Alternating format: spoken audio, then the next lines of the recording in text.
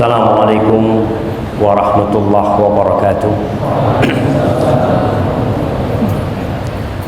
Alhamdulillah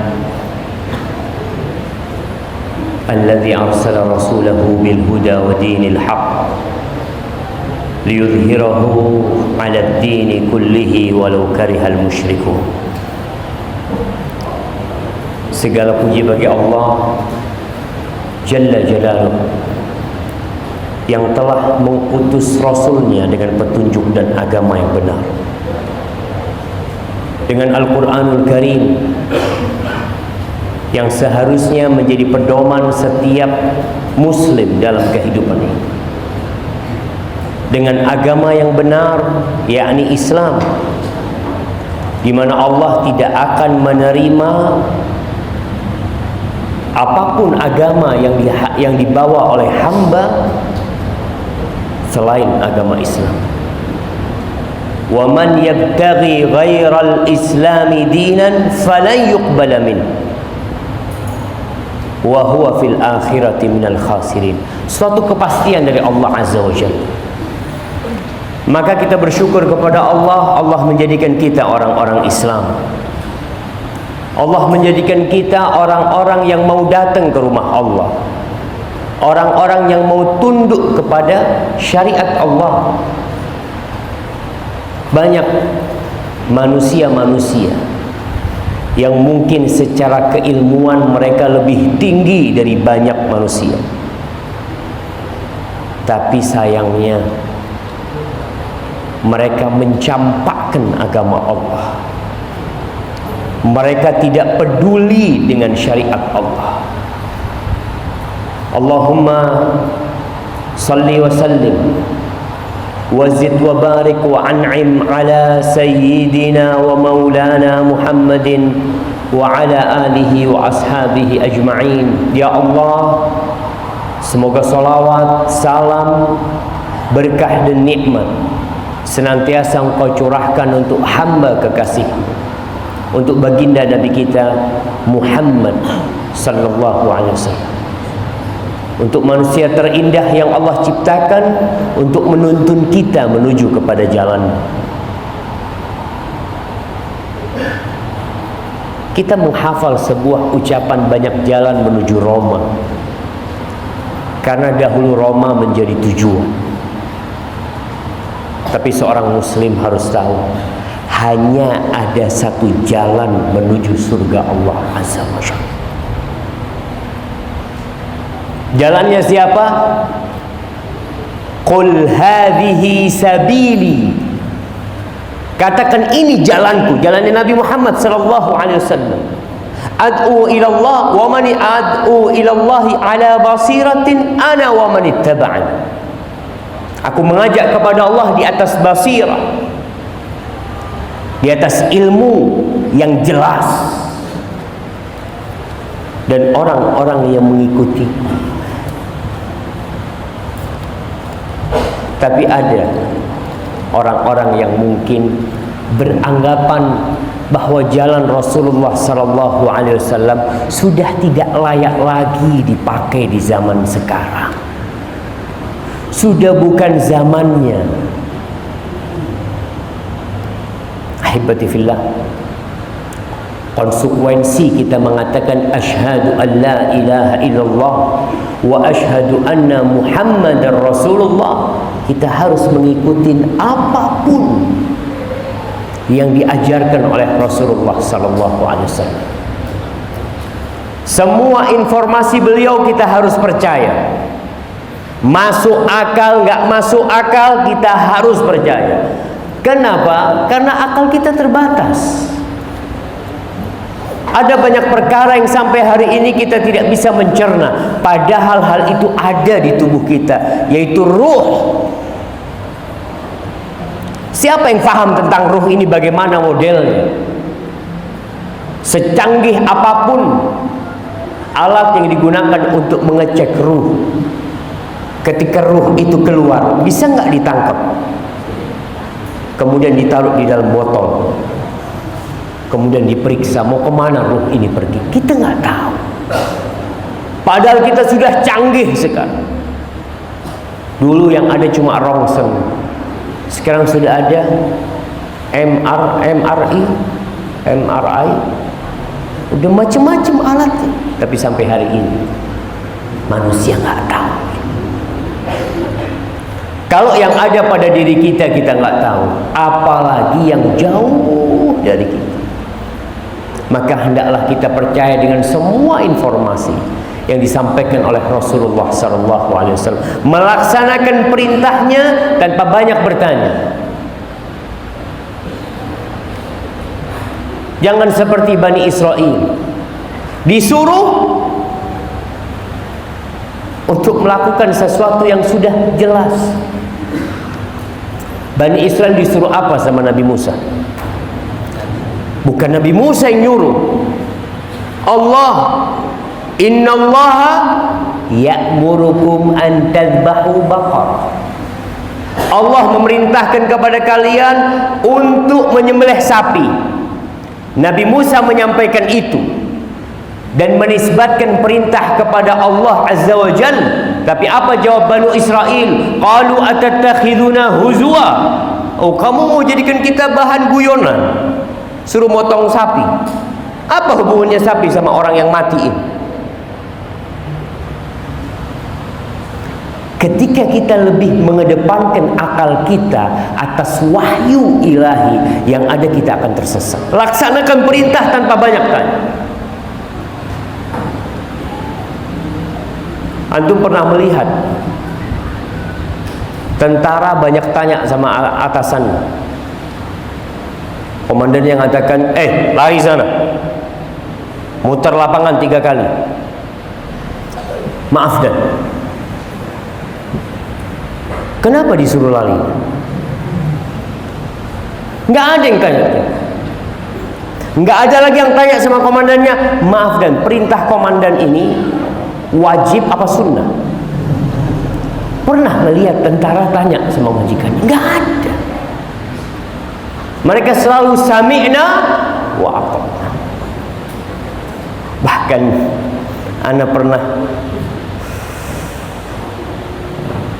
melihat suatu kejadian yang aneh bin ajaib. Ketika itu kita sedang mau mengisi khutbah nikah di Masjid At-Tin, Jakarta.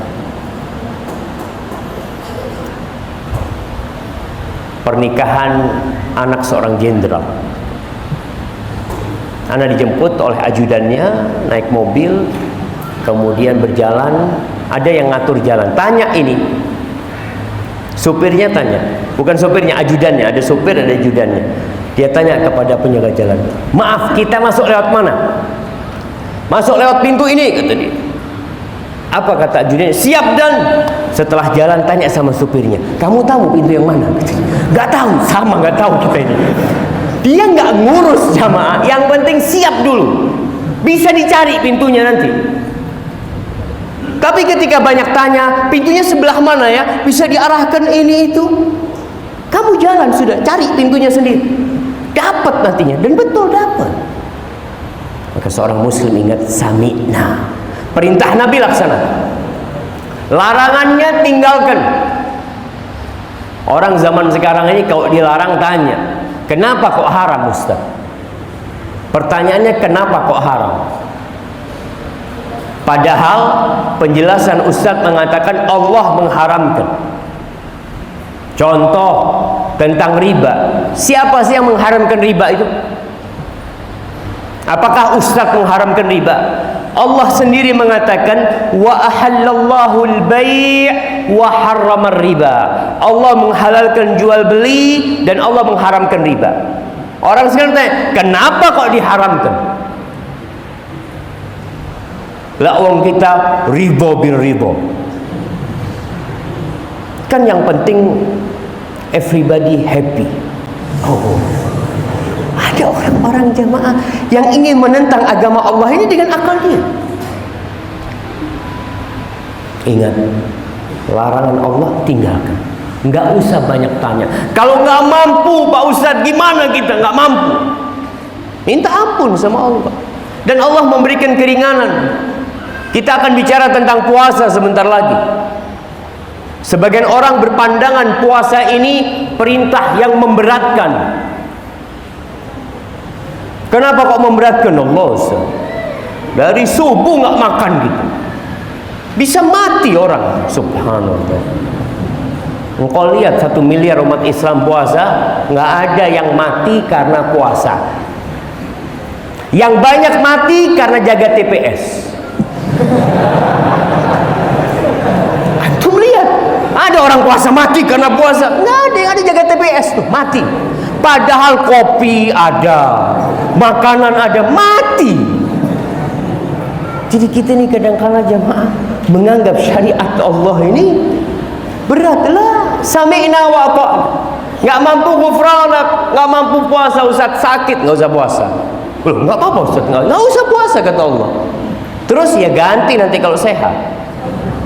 Kalau nggak mampu ganti, ya udah bayar fidyah. Ada orang yang nggak mampu, yang sakit sampai mati dia sakit. Kemudian jamaah, hal yang keempat menjadi konsekuensi kita tatkala mengatakan asyhadu anna Muhammadar Rasulullah sallallahu alaihi wasallam, kita tidak boleh beribadah kecuali dengan syariatnya Nabi Muhammad sallallahu alaihi wasallam. Mau salat, Ustaz, ana di rumah ini kiblatnya itu miring Ustaz. Anak kalau sholat kok kurang enak kalau miring Ustaz ya. Boleh anak bikin lurus Ustaz supaya lebih khusyuk sholatnya? Gak boleh. Sholat menghadap ke kiblat. Berkaitan dengan sholat zuhur, Ustaz terus terang Ustaz, anak itu capek. Kalau sholat zuhur 11:30, boleh nggak anak sholat zuhur jam 11 loh Ustaz? Nggak apa-apa, karena seharusnya 4 rakaat anak tambah 2 Ustaz, jadi 6. Tapi waktunya bisa maju gitu kan. Gak ada jamaah. Laksanakan sesuai dengan syariat. Ya nggak usah dimodifikasi. Mamanya Ustaz, anak ini sholat dari dulu Allahu Akbar, bosan Ustaz. Boleh nggak anak gayanya agak lebar dikit, Allahu Akbar, supaya lebih khusyuk Ustaz. Jangan. Ikutin syariat Nabi Muhammad SAW. Puasa, anak ini terus terang lari alun-alun bisa 10 kali Ustaz. Anak ingin puasa mulai jam 12 malam lah Ustaz. Sahur jam 12 malam, buka waktu isya. Boleh nggak ya Pak? Syariatnya puasa itu dari terbit fajar sampai matahari tenggelam. Allahumma salli wa sallim ala sayyidina Muhammadin wa ala alihi wa ashabihi ajma'in. Amma ba'd. Ahibati fillah, malam ini tanggal 26. Iya. Besok tanggal 26 insyaallah. 26 Sya'ban. Tinggal beberapa hari lagi kita akan masuk ke bulan Ramadan. Antum bahagia enggak mau menghadapi Ramadan? Bahagia. Apa kebahagiaan antum dengan Ramadan? Bisa jualan. Bisa apa? Ya, apa yang bikin antum bahagia di Ramadan? Ada orang Ramadan, alhamdulillah Ustaz, jualan anak rame Ustaz kok Ramadan Ustaz. Antum bahagianya karena apa? Karena apa? Bismillah.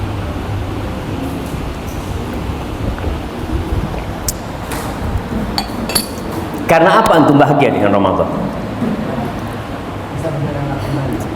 Bisa bertemu lagi.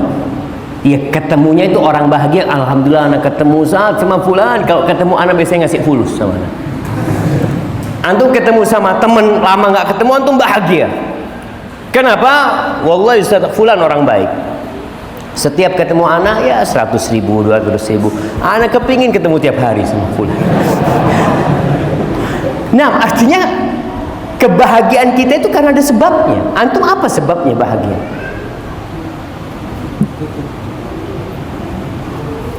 Antum baca buku ini, kasih dia. Baik jemaah. Antum antum bahagia. Apa yang buat antum bahagia? Contoh berkah yang antum dapatkan di bulan Ramadan apa? Uang saku tambah. Apa? Banyak itu apa? Banyak itu angsa kalau bahasanya orang Jawa. Sebutkan satu. Ibadahnya ditambah. Fadhol. Kasihkan kepada jamaah. Ada orang yang salah bahagia dengan Ramadan. Ramadan ini seperti tamu yang bawa segala oleh-oleh yang kita inginkan. Kalau ada orang telepon antum, "Mas, saya mau datang ke Jember, Mas. Saya bawa kurma 1 ton. Tapi harus di freezer. Siapkan freezernya." Siap. "Saya bawa 2 mobil hadiah buat antum, tapi harus ada garasinya." Antum mengatakan, "Siap," padahal nggak punya garasi antum. Ana carikan garasi. Baik, ana bawa uang 1 miliar, tapi ana nggak mau ditaruh di bank. Harus ada brankas besi di rumah antum. Ana beli brankas besi. Ketika kita tahu benar orang ini membawa semua itu, kita akan persiapan, jemaah. Kita akan melakukan segala hal. Karena apa? Dia bawa kebaikan buat kita. Tapi sebagian orang bahagia dengan Ramadan itu hanya karena, kalau Ramadan terus terang Ustaz, Umi ana masak zen. Jadi karena makanan ada yang tidak pernah keluar kecuali di bulan Ramadan. Karena itu ana bahagia. Yang ketiga, ana bahagia karena ana ini pedagang baju, Ustaz. Baju takwa. Itu ramenya di bulan Ramadan. Alhamdulillah, ana jualan sandal, alhamdulillah bahagia. Yang jualan sandal di pasar, bahagia banget. Kenapa? Karena banyak orang beli. Bukan bahagia dengan Ramadannya, tapi bahagia dengan dunia yang dia dapatkan di bulan Ramadan.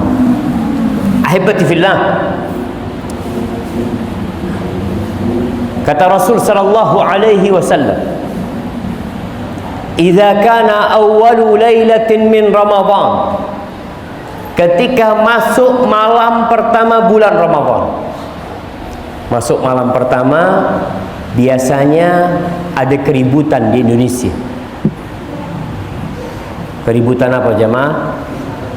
Ru'yah dan hisab. Tiap tahun ribut. Itu dinamika agama Islam yang membuat kita akan terus belajar. Kita tidak akan pernah berhenti belajar.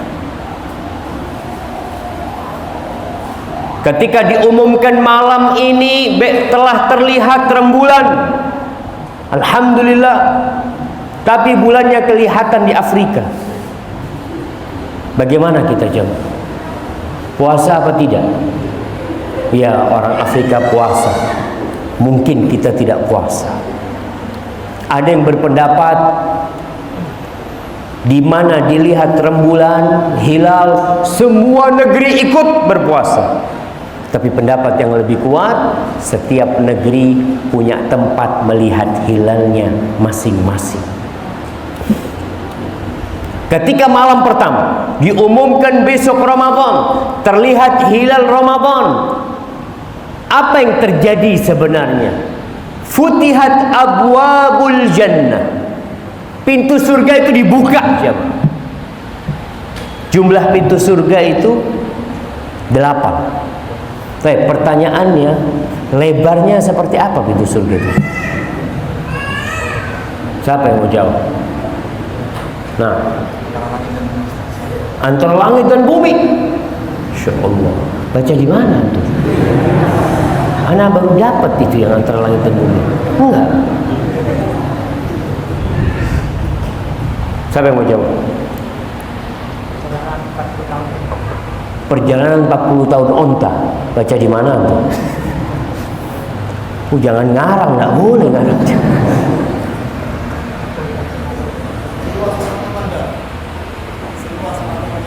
seluas mata memandang, masya Allah, ngarang semuanya.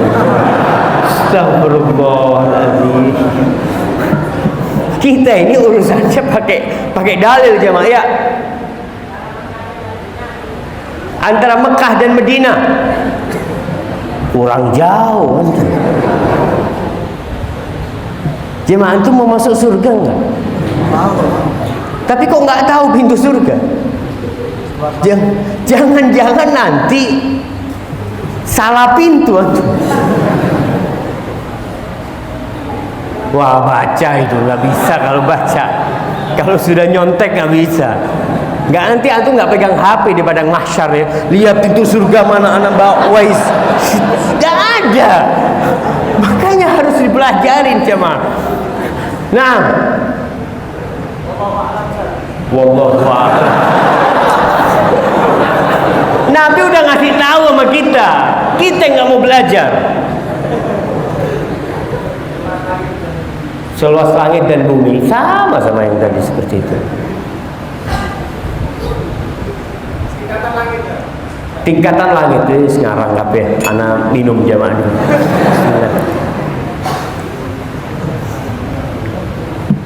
Alhamdulillah, kita dengarkan yang nyontek, nggak apa-apa. Silahkan.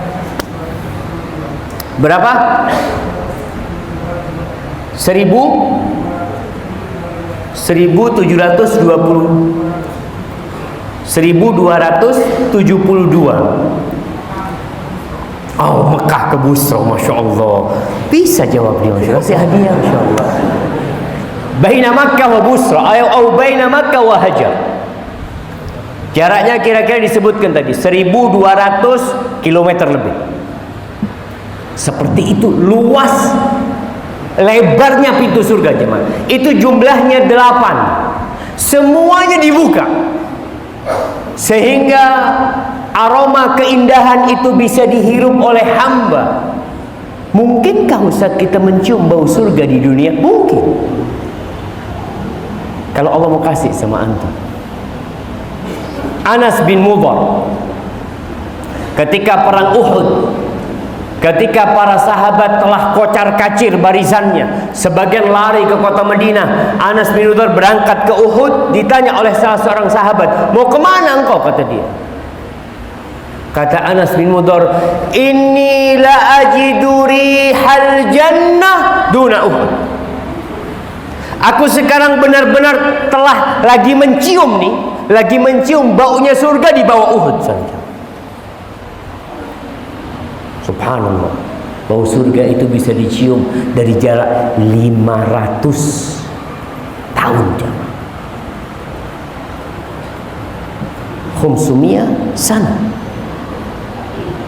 Itu baunya surga. Bagaimana kita tidak menciumnya? Ya, hanya orang-orang yang tidak mau mencium bau surga. Itu dibuka 8. Lalu apa yang kau akan lakukan? Apa engkau akan buka genteng rumahmu?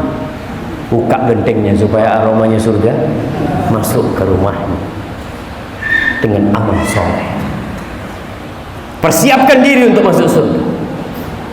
Nanti orang yang mati di kuburan, ketika dia orang yang soleh, ditinggal oleh keluarganya, dia berada di alam kubur sendirian. Datang Munkar dan Nakir menanyakan kepada dia, lolos ujian? Subhanallah, datang orang yang indah tampangnya, harum baunya. Orang ini bertanya, man anta? Kau siapa? Kata dia, wajahmu wajah yang mendatangkan kebaikan, aromamu aroma yang indah. Kau siapa? Orang itu mengatakan, ana amaluka soleh, aku amal soleh. Lalu dibukakan jamaah jendela surga. Datang orang ini mencium aromanya. Allahu Akbar. Itu malam awal Ramadan dibukakan pintu surga. Wa ghulliqat abwabul jahim, dan pintu-pintu neraka ditutup. Jumlahnya 7. Berarti selama 11 bulan pintu neraka itu dibuka. Sekarang masih dibuka. Saat ini pintu neraka dibuka. Saat ini pintu surga masih tertutup. Bentar lagi nih, 5 hari lagi pintu surga dibuka, pintu neraka ditutup. Tapi sebagian orang maksa masuk neraka.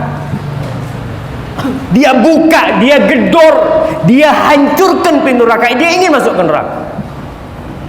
Dengan apa? Dengan menjadikan Ramadan sebagai bulan kemaksiatan. Na'udzubillah min dzalik. Wa suffidatis syayatin wa maradatul jin. Allah sayang sama kita di bulan Ramadan ini. Setan-setan yang biasa gangguin kita, setan-setan yang biasa menyesatkan kita, membisikkan keburukan kepada kita, dibelenggu, dirantai. Dia tidak bisa lagi sebebas dia mengganggu kita di lain bulan Ramadan. Sekarang masih mengganggu kita, tapi Ramadan, awal Ramadan mereka nggak bisa gangguin kita. Tapi Ustaz, kenapa masih banyak kemaksiatan?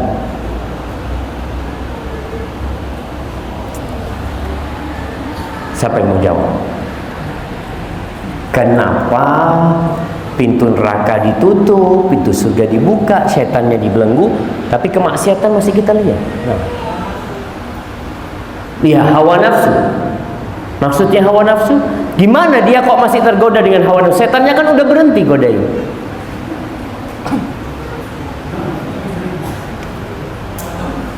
Hawa nafsu nggak dibelenggu, nggak apa-apa lah, kasih hadiah. Baik, siapa yang mau nambahin? Paling yang belakang, yang angkat tangan duluan. Oh, masya Allah, kasih hadiah. Belakang itu masya Allah. Karena wis biasa cuma. Jadi kalau ada 2 orang, umpamanya si A sama si B. Si A ini gangguin si B, gangguin si B terus. Akhirnya si B terganggu, si B jadi minum ya, si B jadi berzina, si A mati. Apa si B berhenti berbuat dosa? Kenapa nggak berhenti? Sudah biasa dia. Ana nggak usah diajak, ana sudah berbuat dosa gitu loh. Itu yang tadi setan sudah nggak perlu lagi. Ana sudah bimbing antum ya 11 bulan, antum lanjutkan. Ana sekarang nggak bisa kata dia. Artinya setan dibelenggu, nggak bisa dia. Orang itu melakukan dosa karena biasa sudah. Itu yang terjadi, jamaah. Jadi apa yang disampaikan Nabi Muhammad SAW benar adanya. Tadi disebutkan hawa nafsu. Iya, manusia punya hawa nafsu. Tapi kita bisa mengekang hawa nafsu kita sendiri. Tapi karena sudah terbiasa berbuat dosa, maka terus-terusan di bulan Ramadan pun kita melakukan dosa. Sebagian orang melakukan dosa bukan karena nafsu, tapi karena apa? Kebiasaan. Biasa berbuat dosa. Sampai naudzubillah ada orang yang sudah nggak bisa berzina, jemaah. Dia pelaku zina. Karena sudah tua, udah nggak bisa lagi berzina, apa yang dia lakukan? Beli pil. Seharusnya kan udah nggak punya nafsu dia, tapi tetap ada keinginan berzina. Maka dia minum pil supaya dia masih bisa berzina. Na'udzubillah min dzalik. Makanya orang tua yang berzina dengan anak muda yang berzina, dua-duanya sama haram, tapi tingkat dosanya berbeda. Anak muda masih punya semangat, ambisi, syahwat, tapi orang tua sudah sepuh masih berzina. Maka ingat, itu terjadi di awal Ramadan. Dibuka pintu surga, ditutup pintu neraka, setan dibelenggu. Selesai belum? Masih ada kebaikan lainnya. Wa yunadi munadin, dan ada yang menyeru mengatakan, ya baghiyal khair, wahai orang yang ingin kebaikan, akbil. Nih saatnya berbuat baik, saatnya berbuat kebaikan. Wa ya baghiyasy syarr, wahai orang yang ingin melakukan kebaikan, tahan dirilah, tahan diri. Terlalu memalukan engkau kalau di bulan Ramadan pun masih berbuat dosa, berhenti. Maka kita perlu melihat diri kita, apakah pantas kita menghadapi bulan Ramadan, menyambut bulan Ramadan, bertemu dengan bulan Ramadan, padahal kita masih banyak dosa-dosa yang perlu kita hapuskan. Ahibati fillah, ada bonus yang indah di bulan Ramadan. Walillah utaqa minan nar. Jamaah, kita ini nggak tahu jamaah. Semua punya tempat di neraka. Kita ini nggak tahu apakah kita termasuk yang divonis masuk neraka atau masuk surga. Makanya para sahabat Nabi ketika menguburkan jenazah, mereka sempat bertanya kepada Rasulullah sallallahu alaihi wasallam, mengatakan, "Ya Rasulullah, aya'lamu rabbuna ahlal jannati min ahlin nar?" Apakah Allah tahu siapa di antara kita ini yang bakal masuk surga?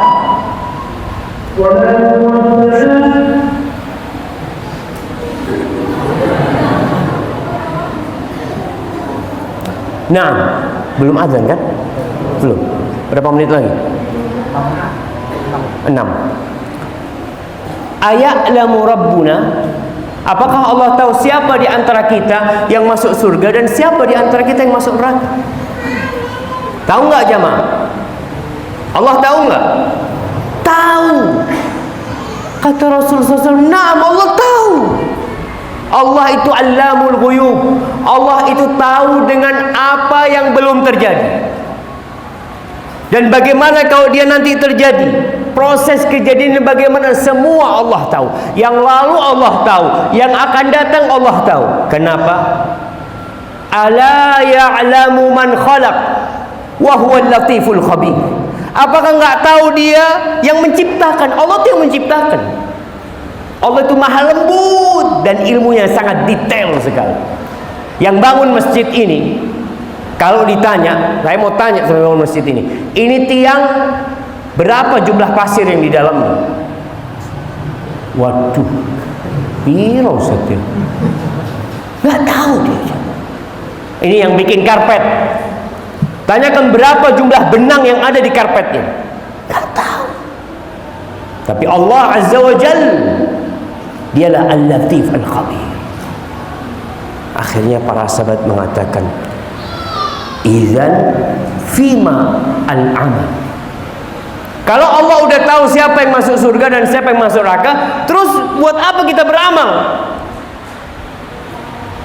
Kenapa ya biarin sudah. Siapa yang masuk neraka, masuk neraka, yang masuk surga, masuk surga. Apa kata Rasul SAW? I'malu fakullun muyassarun lima khuliqalahu. Tugas kalian itu beramal. Makanya jangan banyak tanya tentang takdir. Beramal tugas kalian. Semua akan dimudahkan sesuai dengan catatannya. Antum perlu takut. Kalau ternyata kok kayaknya anak ini maksiat terus, apa anak penghuni neraka ya? Antum harus berhenti. Harus berhenti, enggak, anak nggak mau masuk neraka. Karena sebagian orang memahami takdir, Ustaz, kayaknya anak ini memang miskin, Ustaz ya. Ya udah usah kerja sudah. Ya. Antum diperintahkan untuk bekerja. Urusan takdir diserahkan kepada Allah Azza wa Jalla. Kata Nabi SAW, walillahi utaqa minan nar wa dzalika fi kulli lailah. Dan ada orang-orang yang divonis bebas dari api neraka di bulan Ramadan. Dan itu setiap malam. Jadi kalau ada yang menyampaikan Ramadan itu terbagi menjadi 3, awalnya rahmah, pertengahannya maghfirah, akhirnya itqun minan nar, hadis itu dhaif. Karena sejatinya awalnya rahmat, awalnya maghfirah, awalnya pembebasan dari api neraka, dan sepanjang bulan itu semuanya adalah rahmat Allah, ampunan Allah, dan pembebasan dari api neraka. Artinya antum jangan berkecil hati. Kalau sudah lewat pertengahan Ramadan, aduh, sudah lewat, nggak dapat rahmatan. Kenapa? Udah lewat 10 hari, enggak. Rahmat Allah terus akan mendampingi. Ahibati fillah, Allah mensyariatkan puasa untuk kebaikan kita. Allah mengatakan, ya ayyuhalladzina amanu kutiba alaikumus siyam kama kutiba alal ladzina min qablikum la'allakum tattaqun. Wahai orang-orang yang beriman, diwajibkan atas kalian berpuasa. Yang beriman diwajibkan puasa. Yang enggak beriman enggak usah puasa. Jadi kalau ada orang nggak puasa, tanyakan, sampean Islam mas? Loh Islam lah. Iki KTP ini. Yang Islam KTP-nya ternyata jemaah. Engkau beriman kepada Allah, puasa. Karena Allah panggil engkau. Makanya kalau ada pengumuman kepada jamaah Masjid Al-Falah, tolong datang ke masjid, ada pembagian duit 1 jutaan.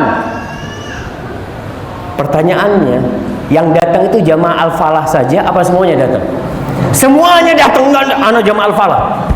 Padahal dia nggak pernah sholat di sini. Karena dia uang. Masya Allah. Tapi berkaitan dengan puasa. Jadi kalau bicara ada keutamaan puasa, ada keutamaan Ramadan, ada keutamaan puasa di bulan Ramadan. Kalau bicara keutamaan puasa, ada puasa sepanjang tahun, ada puasa Ayyamul Bid, tanggal 13, 14, 15. Ada puasa Senin dan Kamis.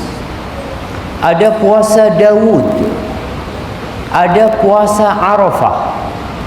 Ada puasa Ashura. Ada puasa di bulan Muharram. Ada puasa di bulan Sya'ban. Ada puasa di bulan Syawal. Banyak kali puasa. Jadi kalau bicara keutamaan puasa, puasa aja itu sudah besar sekali. Apalagi puasanya dilaksanakan di bulan Ramadan. Dan kita tahu di antara semua amalan yang paling Allah cintai itu yang wajib-wajib. Kata Allah dalam sebuah hadis qudsi, "Wa ma taqarraba ilayya 'abdi bi syai'in ahabba ilayya mimma aftaradtuhu alaihi."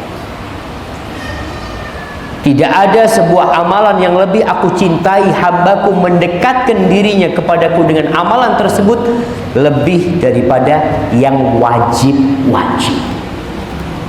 Sehingga kita perlu belajar mana yang wajib-wajib. Setelah yang wajib selesai tuntas, alhamdulillah, Allah memberikan bimbingan kepada kita naik derajatnya dengan mengamalkan yang sunnah. Ini pun harus belajar mana yang sunnah dan mana yang bukan sunnah. Karena ada sebagian orang yang beranggapan amalan itu sunnah, padahal Nabi alaihi salatu wasallam nggak pernah ajarkan. Puasa, alhamdulillah Ustaz, ana bisa puasa selama 40 hari Ustaz. Puasa apa 40 hari? Puasa apa?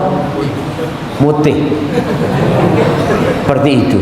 Dia beranggapan itu sunnah. Padahal Nabi SAW tidak pernah beliau berpuasa sebulan penuh kecuali di bulan Ramadan.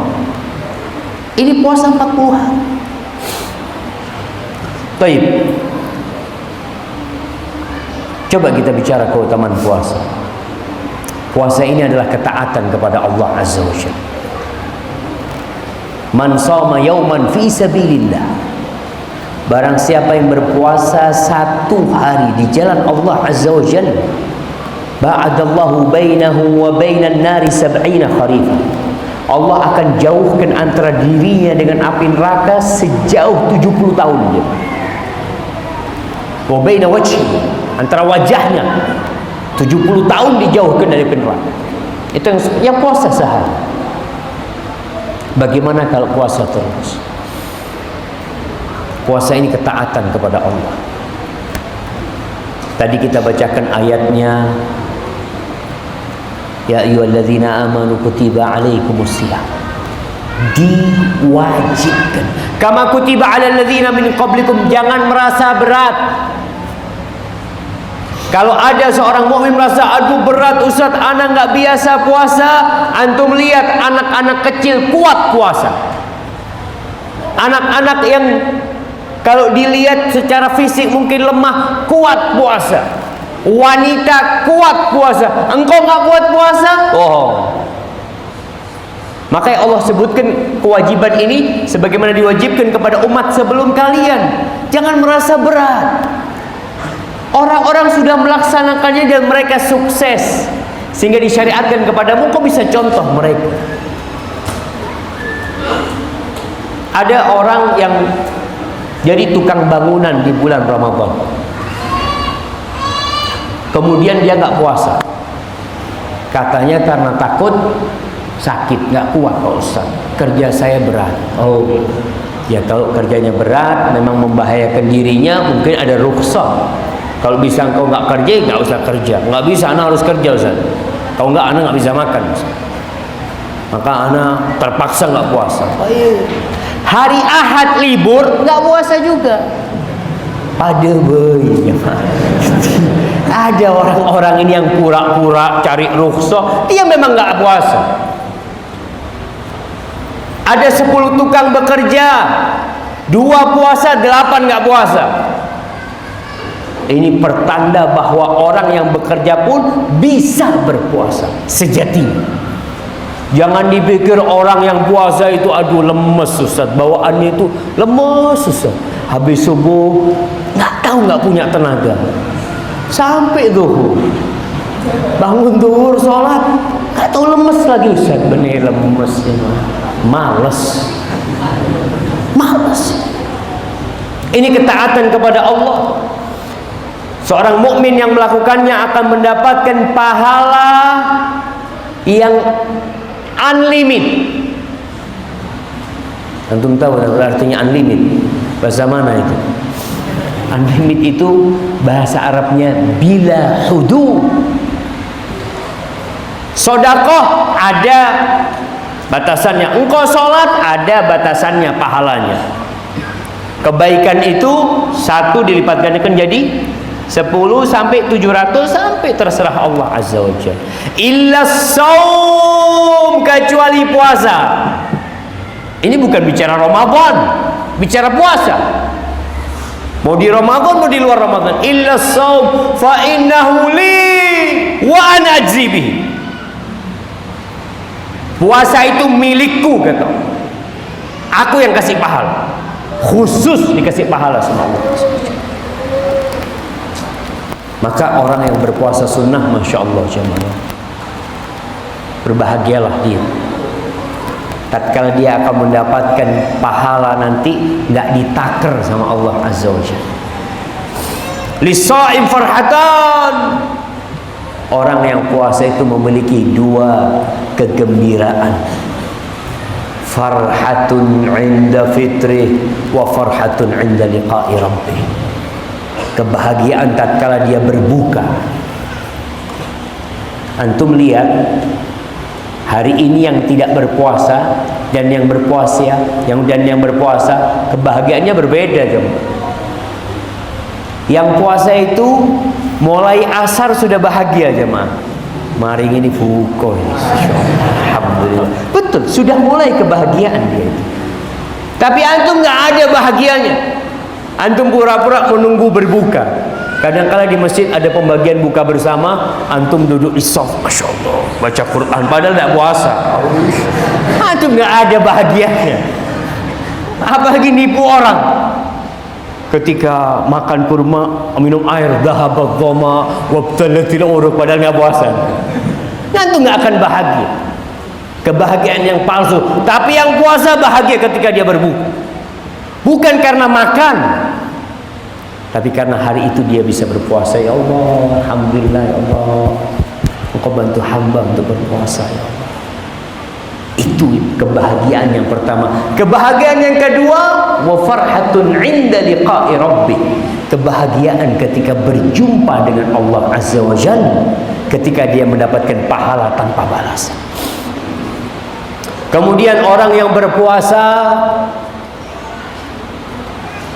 akan punya hak untuk masuk surga dari pintu khusus.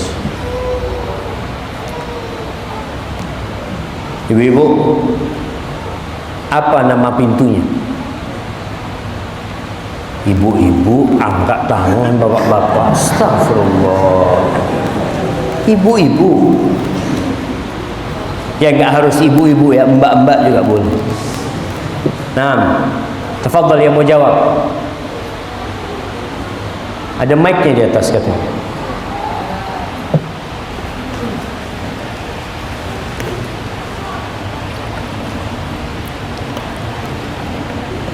Nah, nggak ada mic-nya. Sudah dipersiapkan, takut dibawa pulang nanti. Nah, silahkan. Ada mic ibu-ibu? Di mana? Di atas apa di bawah ibu? Di atas. Tafadhali, mic-nya diambil. Angkat tangan dulu, Ar-Rayyan. Nah,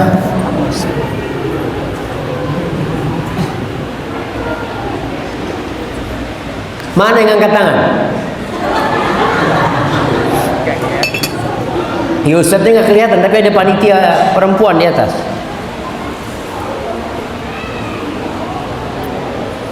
Silahkan dipegang mic-nya baru jawab. Baik, jangan ditaruh dulu mic-nya. Ada pertanyaan tambahan. Baik, Ar-Rayyan itu buat orang yang puasa Ramadan atau selain Ramadan? Yang puasa Ramadan juga masuk pintu Ar-Rayyan. Nah, kasih hadiahnya nggak apa-apa. Jemaah, Ar-Rayyan ini khusus buat orang-orang yang tekun berpuasa sunnah setelah Ramadan. Kalau bicara Ramadan wajib, semuanya wajib. Terus apa bedanya? Semua diwajibkan berpuasa Ramadan. Makanya pintu surga itu ada 8. Ada pintu sholat, semuanya sholat. Tapi ada orang yang sholatnya plus sholat sunnah. Ada qobliyah, ada ba'diyah. Dia menjaga sholat malam, dia menjaga sholat duha, dipanggil dari babus sholat. Ada orang yang puasa Ramadan, alhamdulillah, ditambahin 6 hari di bulan Syawal, ditambahin lagi nanti 3 hari tiap bulan. Masuk bulan Dzulhijjah, dia puasa Arafah, dia puasa sebelum Arafah. Orang yang rajin berpuasa sunnah, maka dia akan dipanggil dari Babur Rayyan. Baik, kemudian kalau bicara Ramadan, maka puasa Ramadan itu menghapuskan dosa 1 tahun. Oleh karena itu, ada orang-orang yang faham hadis ini. As-salawatul khams, salat yang 5 waktu. Wal jumu'atu ilal jumu'ati, dari satu Jumat ke Jumat yang selanjutnya. Wa ramadhanu ila ramadhan, dari satu Ramadan ke Ramadan yang selanjutnya. Wal umratu ilal umrati, dari satu umrah ke umrah yang selanjutnya. Kaffaratun lima bainahunna atau lima bainahun, itu merupakan penghapusan dosa untuk yang diantara keduanya. Tapi ada syaratnya. Idza ijtunibatil kaba'ir, kalau dosa-dosa besar ditinggalkan, akan dihapuskan. Karena ada orang yang mengamalkan Ramadan ini, di bulan Ramadan dia puasa. Alhamdulillah Pak Ustadz, saya puasa Ramadan full Pak Ustadz. Alhamdulillah. Kamu sholat? Enggak sholat Ustaz. Ini Ustaz, puasa supaya menghapuskan dosa sholat Ustaz. Anak kepingin dihapuskan sholat setahun itu dengan Ramadan Ustaz. Ini sholat ini, meninggalkan sholat ini dosa besar. Bahkan diragukan keislamanmu ketika engkau meninggalkan sholat. Jadi nggak akan dihapuskan dosa-dosamu. Ketika engkau menjauhi dosa-dosa besar, maka Ramadan ini mampu menghapuskan dosa-dosa yang terjadi di antara tahun itu. Ada sebagian yang umrah di bulan Ramadan. Ana berjumpa dengan orang-orang tersebut. Dia tahu umratun fi Ramadan ta'dilu hajjatan ma'i. Umrah di bulan Ramadan pahalanya seperti haji bersama aku. Ana berjumpa dengan orang yang puasa tidak, sholat tidak, tapi umrah di bulan Ramadan. Kenapa? Penghapusan dosa. Ini jamaah ketika memahami agama sepotong-sepotong, akhirnya dia akan meremehkan perintah Allah Azza wa Jalla. Maka ingat, in tajtanibu kaba'ira ma tunhauna anhu nukaffir ankum sayyi'atikum. Kata Allah, kalau kalian menghindari dosa-dosa besar, maka kami akan menghapuskan dosa-dosa kecil kalian. Orang yang minum 40 hari sholatnya nggak diterima. Gimana sholatnya mau menghapuskan dosa itu? Sholatnya aja nggak diterima karena dia melakukan dosa besar. Kemudian jamaah,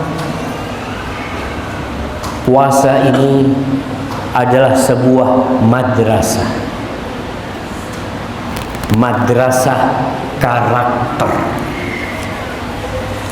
Jadi kalau ada orang yang merasa akhlaknya buruk, perilakunya jelek, suka menjengkelkan orang, dia tahu punya sifat bakhil, dia tahu punya ambisi duniawi yang tidak bisa dia kendalikan, banyak sifat-sifat buruk dia, maka Ramadan menjadi madrasah buat antum agar antum lulus bulan Ramadan, akhlak buruk antum paling tidak berkurang, kalau bisa hilang.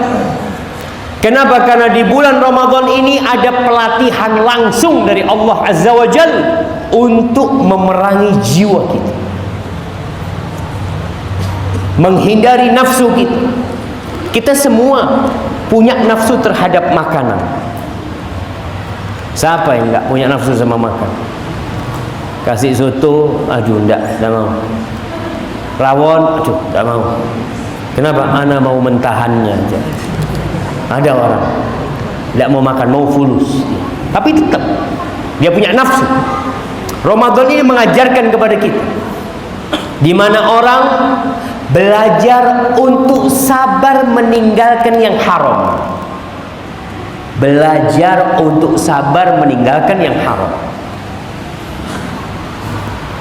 Dan bersabar untuk menghadapi godaan-godaan yang besar.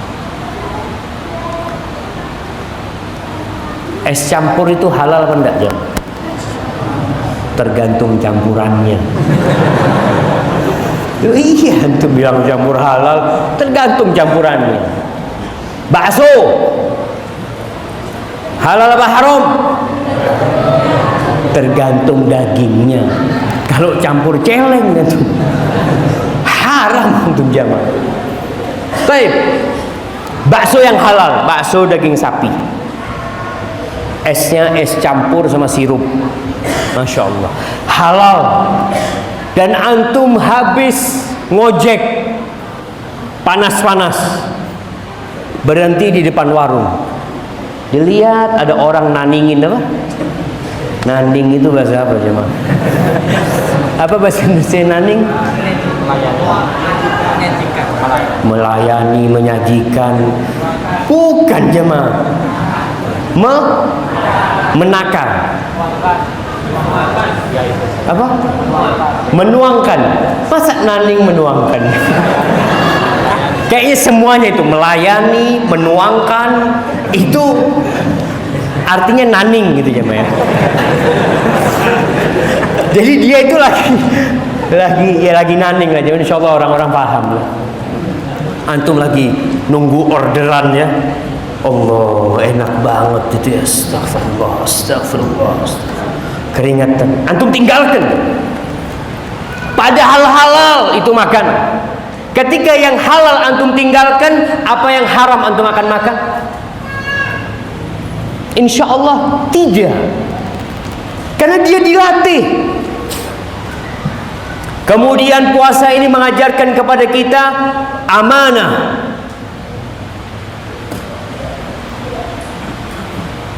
Karena kita merasa diawasi oleh Allah Azza wa Jalla. Nggak ada yang ngawasin orang puasa kecuali Allah.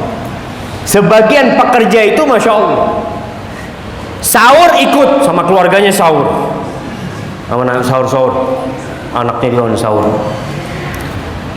Waktu berbuka dia, ayo waktu berbuka. Anaknya nggak tahu bapaknya merengakan di pasar, nggak tahu ya. Istrinya nggak tahu. Siapa yang mengawasin bapaknya? Allah Azza wa Jalla. Jadi kita itu benar-benar menjaga amanah. Kita nggak makan kecuali Allah kasih izin. Kita tunggu waktu. Begitu pula antum yang bekerja. Kemudian puasa ini mengajarkan kepada antum untuk memiliki kemauan yang kuat. Antum lihat orang yang ngerokok, puasa itu nggak ngerokok, ya? Tak rokok saya. Kenapa? Puasa. Berarti dia diajarin kekuatan, menahan nafsunya dan keinginan yang kuat untuk bertahan. Itu diajarin dengan puasa. Makanya buat para perokok, Ramadan ini adalah kesempatan untuk berhenti merokok. Ana mau berhenti. Kenapa? Ya, yang rokok itu orang yang nggak bisa baca. Sekarang antum tulisannya rokok itu membunuh. Lalu antum ngerokok, antum nggak baca. Mana tulisannya? Oh iya ada tulisannya. Terus masih ngerokok. Aduh, ini perlu dibawa ke rumah sakit nih jamaah. Dikasih tahu rokok membunuh, tetap ngerokok. Dan sebagian orang, masya Allah, dari pagi dia tidak makan, tidak minum, awal azan rokokan. Astagfirullahaladzim. Rokok ditinggalkan. Tadi kita itu diajarin memiliki kekuatan niat dan tekad untuk melakukan sesuatu. Dan buktinya antum mampu. Dan subhanallah, sebagian orang itu berpuasa 16 jam 17 jam. Asalkan orang ini jamaah tidak malas-malesan. Karena ada orang yang berpuasa akhirnya tidak produktif. Dia itu modelnya itu makan dan minumnya dirubah jadi malam jemaah. Jadi bukan puasa dia sebenarnya. Waktu berbuka masya Allah dia makan, mana kolak kurma, sunnahnya pakai kurma. Terus sunnahnya yang manis-manis nggak tahu dalilnya dari mana, kolak dimakan. Habis gitu makan nasi. Terus nanti habis isya makan nasi lagi. Terus habis terawih makan nasi. Kenapa? Iya Ustaz, ganti makan siang tadi Ustaz. Jadi yang ini makan malam, yang ini makan siang. Subhanallah, mau tidur makan. Selesai Ramadan, wallahu jamaah, alhamdulillah Ustaz. Ana ini baru bisa gemuk kalau Ramadan Ustaz. Masyaallah. Berarti dia ini perlu dipertanyakan puasanya jamaah. Seharusnya Ramadan tambah kurus. Maka ingat, mengajarkan kepada kita untuk memiliki keinginan yang kuat. Ada sebuah asar, Luqman pernah berkata kepada putranya, "Ya bunayya, idzam talatil ma'ida namatil fikrah." Wahai ananda, kalau perut itu full, lambung itu penuh isinya, maka pemikiran itu jadi tertutup, tidur pemikiran itu. Wa kharasatil hikmah, nggak bisa engkau bicara hikmah yang baik-baik, nggak bisa. Maka antum lihat, kalau ada orang makan betulkan sabuknya, bahaya. Kenapa? Berarti lambungnya sudah penuh jemaah. Ini sarungnya dikundorin ya. Oh. Makan lagi. Kadangkala duduknya dibetulkan. Itu kalau penuh jemaah, subhanallah. Jadi akal sehatnya jadi hilang. Wa qa'adatil a'dha 'anil ibadah. Pemikirannya tidur, nggak bisa memberikan hikmah, males ibadah karena kekenyangan. Maka ini perhatian kita bersama. Antum lihat di siang hari, masya Allah, orang yang lagi puasa bisa baca Quran lagi terus. Setelah berbuka hilang Qurannya jam. Karena apa? Perutnya sudah penuh. Kata Rasul sallallahu alaihi wasallam, "Ma mala'a adamiyun wi'an syarran min batn." Tidak ada wadah yang lebih buruk yang diisi oleh anak Adam itu daripada lambung, perutnya. Nggak ada yang lebih buruk dari perut. Terus gimana? Jangan dipenuhin. In kana falabud, kalau memang harus ya, harus makan. Yang pertama Nabi SAW memberikan arahan, bihasab ibni Adam luqaimat yuqimna bihal sulbah. Cukup anak Adam ini mengkonsumsi beberapa suap yang membuat punggungnya tegak. Bukan perutnya yang tegak, punggungnya yang tegak. Jadi antum habis makan itu bisa seperti ini, bisa tegak. Fa in kana fala budda la mahala, kalau harus dia makan, aduh Ustaz, ini makanannya enak banget ini Ustaz. Ada orang yang seperti itu. Oke, kalau memang harus engkau mengisi perutmu, maka dibagi 3. Thuluthun li ta'amihi, thuluthun li syarabihi, thuluthun li nafasihi. Sepertiga buat makan, sepertiga buat minuman, sepertiga buat nafas. Kalau penuh nafasnya susah, orang itu akan bersendawa. Itu pertanda untuk nafas sudah nggak ada tempatnya, terpaksa harus keluar.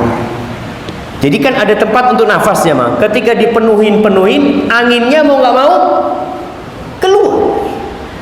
Maka ingat, berusaha. Puasa ini mengajarkan kepada kita untuk memiliki keinginan yang kuat ya, dan itu terbukti. Antum tinggal tahan diri. Waktu berbuka, ya kalau bisa rutop, kurma yang setengah matang. Antum makan rutop, terus ngapain? Sholat. Nabi SAW setelah makan rutop itu sholat. Kalau nggak ada rutop, kurma. Baik, nggak ada kurma Ustaz, yang ada kolak macam-macam, tuh minum air. Minum air Ustaz, ini eman-eman Ustaz. Ya antum mau makan fadl, nggak apa-apa jemaah. Kita cuma ingin memberikan arahan gimana sunnah. Rutop, kurma, kalau nggak ada minum air. Sallallahu alaihi wasallam, beliau minum air alaihi salatu wassalam. Setelah itu ngapain? Berangkat sholat. Selesai sholat silahkan. Antum mau melanjutkan makan antum, kembali secukupnya. Yang penting punggungnya antum tegak. Orang yang kekenyangan, sholat tarawehnya mesti nolongso, cari masjid yang paling cepat imamnya. Al-Falah, Al-Falah sekarang kok berubah, mulai panjang-panjang imamnya. Cari di musola. Musola ini masya Allah jemaah.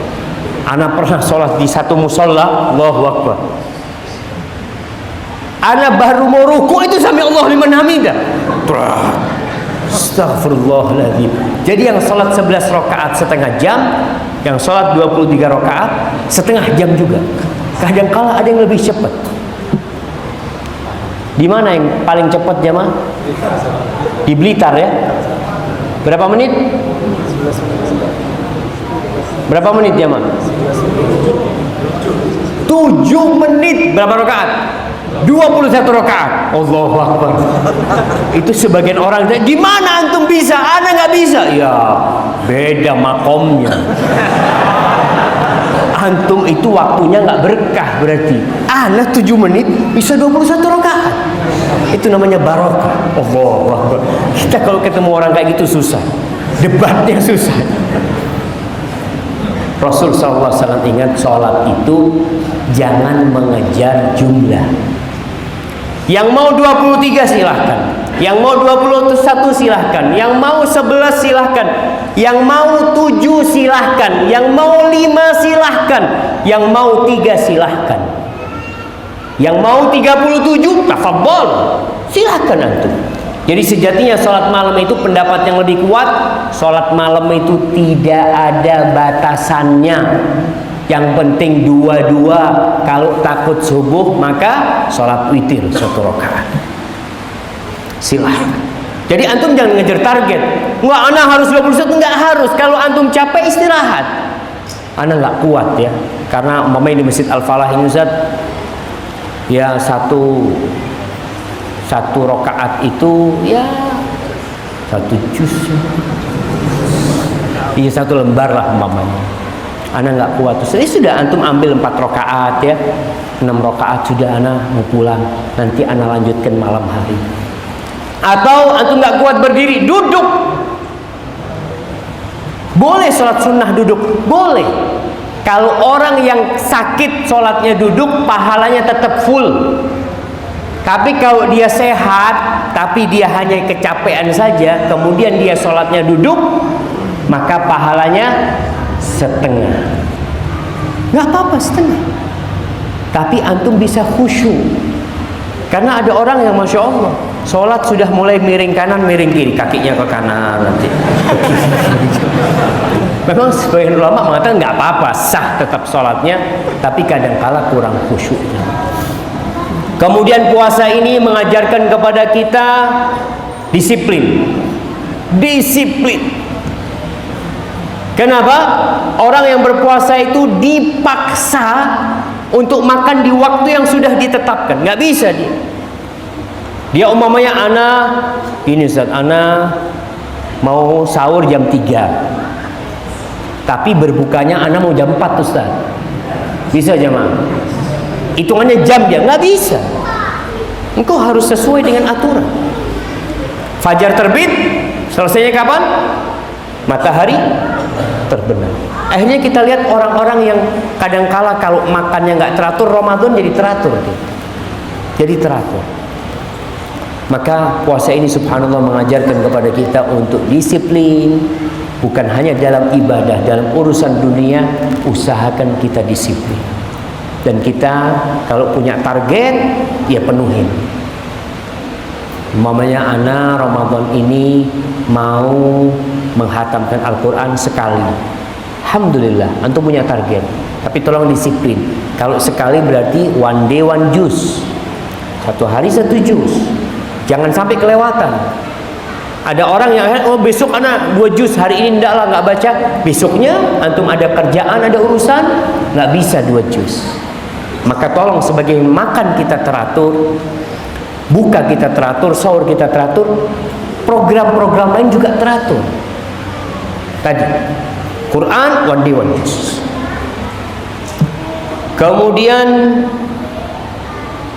puasa ini mengajarkan kepada kita persatuan umat Islam. Di Indonesia saja antum melihat 200 juta orang puasa. Masjid-masjid semuanya salat tarawih. Waktu berbuka semuanya bareng.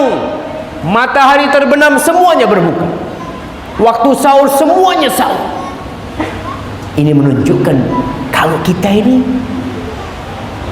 punya umat yang banyak, maka kita perlu menyatukan perasaan itu sehingga kita saling mengasihi, saling menyayangi. Karena puasa pun menumbuhkan hal itu di diri kita. Kita jadi sayang sama orang miskin. Ketika antum lapar ya Allah gini rasanya lapar ya. Sebagian orang itu jamaah nggak pernah merasakan nikmatnya makan. Apa penyebabnya? Dia nggak pernah lapar. Makan itu nggak pernah lapar. Kenapa? Dia makan itu ya karena sudah disajikan. Sebelum lapar dia sudah makan camilan. Nanti habis makan lagi. Karena kekayaan yang dia miliki. Maka di bulan Ramadan tumbuh diri antum rasa kasihan sama orang-orang yang lapar. Kadangkala ya ana sendiri merasa iba kalau melihat ya ada ibu-ibu tua yang kadangkala dia bawa makanan di atas kepalanya dia jual. Ada bapak tua yang memikul sesuatu di punggungnya. Ya Allah, kesian ngelihat orang itu. Di sini kita akan memiliki keinginan berbagi kepada mereka. Ramadan mengajarkan kita. Salah satunya kita dianjurkan untuk memberi buka kepada orang yang puasa. Usahakan antum sudah punya jatah untuk berbuka. Contohnya Ramadan ini anak tiap hari mau mengeluarkan duit 100.000. Buat apa? Buat berbuka. Sudah disisihkan. Kalau di ATM diambil dari ATM. taruh di amplop sendiri, dikasih tulisan untuk buka bersama di Masjid Al-Falah. Tiap hari antum ambil 100.000, kasihkan istri, tolong bikin sesuatu, ini duitnya, antum bawa. Soalnya kalau duit itu di dompet jamaah masih merasa milik antum. Oh, masih banyak pulsa, nggak ada, itu sudah jadi milik orang. Usahakan berbagi. Rasulullah sallallahu alaihi wasallam itu kana ajwadan nas. Beliau itu orang yang paling dermawan. Wa kana ajwada ma yakun fi Ramadan. Di bulan Ramadan level kedermawanannya itu sampai puncaknya. Kapan sampai puncaknya? Hina yalqahu Jibril fayudarisul Quran. Ketika beliau tadarus Quran sama Jibril alaihissalam. Ketika beliau setor hafalannya kepada Jibril alaihissalam. Jadi bulan Ramadan plus baca Al-Quran, hasilnya antum jadi orang yang dermawan. Maka itu yang harus kita tumbuhkan. Kita melihat saudara-saudara kita yang mungkin membutuhkan jamaah, kita bantu mereka. Kemudian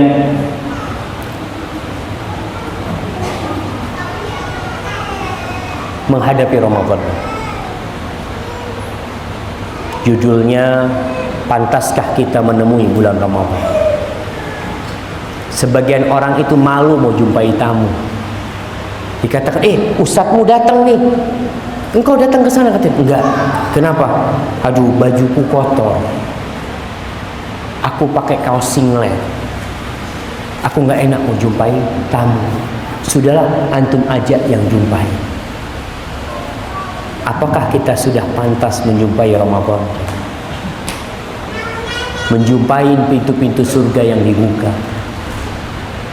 menjumpai kebaikan-kebaikan Allah yang turun, rahmat Allah, maghfirah Allah. Apabila ternyata kita masih banyak dosa, maka di sisa hari ini banyak-banyaklah kita bertobat kepada Allah Azza wa Jalla. Perbanyak istighfar. Ingat dengan dosa-dosa antum yang antum kerjakan. Jangan merasa sudah baik. Walaupun antum orang baik, perbanyak istighfar, perbanyak taubat. Rasulullah sallallahu alaihi wasallam mengatakan, "Fa inni astaghfirullah wa atubu ilaihi fil yaum 100 marrah." Atau akthar min 70 marrah. Aku setiap hari, itu Nabi Muhammad sallallahu alaihi wasallam. Setiap hari aku itu beristighfar, bertobat, minta ampun kepada Allah Azza wa Jalla 70 kali, lebih 70 kali, 100 kali. Dan kalau bicara makomnya taubat ini, antum kalau disuruh taubat jangan merasa diremehkan sama orang. Perbanyak taubat ya. Antum suudzon sama. Bukan. Al-Imam Ibnul Qayyim rahimahullahu ta'ala mengatakan tentang taubat ini, beliau mengatakan, wahia awwalu manazilis sairina ila rabbi. Tempat persinggahan pertama buat orang yang melakukan perjalanan menuju Allah Azza wa Jalla, tempat persinggahan pertamanya itu taubat. Antum mau menuju kepada Allah, tempat persinggahan pertamanya itu taubat. Lalu beliau mengatakan, wa ausatuha, persinggahan di tengah-tengah tobat lagi. Jadi di awal antum tobat, sampai tengah perjalanan antum tobat lagi. Wa akhiruha, dan akhirnya itu tobat. Kita lihat perjalanan hidup Rasul SAW. Di akhir hidup turun firman Allah, idza jaa nasrullahi wal fath wa ra'aitan nas yadkhuluna fi dinillahi afwaja fasabbih bihamdi rabbika wastaghfir innahu kana tawwaba. Di akhir hayatnya Rasulullah SAW malah memperbanyak taubat, memperbanyak istighfar. Ketika ruku beliau membaca subhanakallahumma bihamdika Allahumma ighfir. Sujud beliau membaca itu juga. Terus beliau membaca itu? Kata Aisyah radhiyallahu taala anha, yatamatsalul Qur'an, melaksanakan apa yang disebutkan dalam Al-Qur'an Karim. Perintah untuk bertasbih, perintah untuk beristighfar, perintah untuk bertobat kepada Allah Azza wa Jalla. Kalau itu dilakukan oleh Rasulullah SAW, apalagi kita. Maka untuk menjambut Ramadan ini kita perbaharui taubat kita. Syarat taubat jelas. Yang pertama, baik ibu-ibu, apa persyaratan taubat?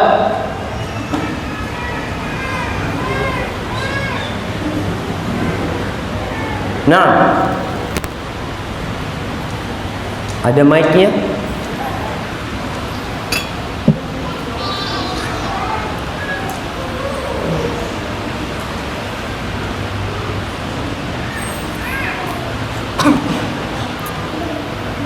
Tafadhal.